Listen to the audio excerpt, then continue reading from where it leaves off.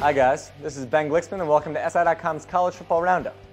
After months of build-up, Championship Saturday finally arrived, and the results did not disappoint.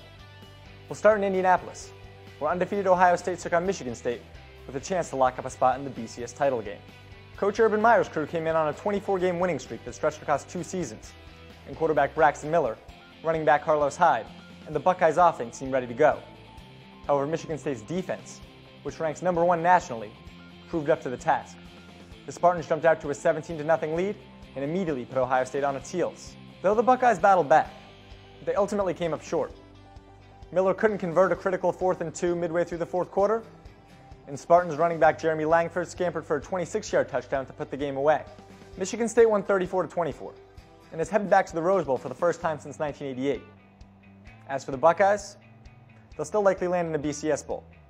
But after all the excitement, after all the talk that they were finally going to compete for a national championship, they came up 1 game short. Now let's move to the SEC, where 2 sets of Tigers met, and 1 came away very happy. Auburn entered this game coming off 2 miracle victories, one over Alabama in the Iron Bowl, and the other over Georgia. In this one, no magical finish was necessary. Auburn won 59-42 in a contest where defense was optional. The star of the game was running back Trey Mason, who rushed for an SEC title game record 304 yards in the victory. Every time it seemed Mizzou had taken the momentum, including after a couple of Dorial Green-Beckham touchdown catches, Mason helped Auburn go back out in front. The Tigers now finished 12-1 and will likely play Florida State in the national championship game in Pasadena. The most remarkable thing about all this doesn't have to do with Mason's rushing total, or with Auburn's miraculous finishes the past couple of weeks.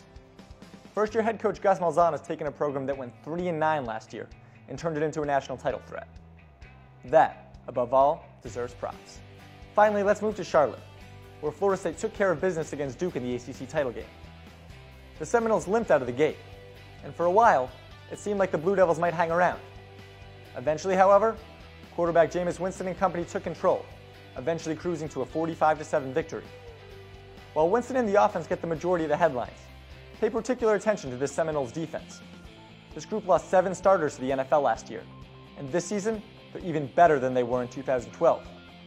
Among the standouts are cornerback LaMarcus Joyner and defensive tackle Timmy Jernigan. Looking ahead to the BCS title game in Pasadena on January 6th, Florida State is the final team standing in the way that can potentially stop the SEC's vaunted national title streak. Only there's a little bit of a difference this time around. The Seminoles, not the SEC squad, will enter as the heavy favorite. After a long and exciting regular season, the BCS and Bowl picture is now set, although the winners and losers aren't exactly who we'd imagined back in August. For SI.com's College Football Roundup, I'm Ben Glicksman.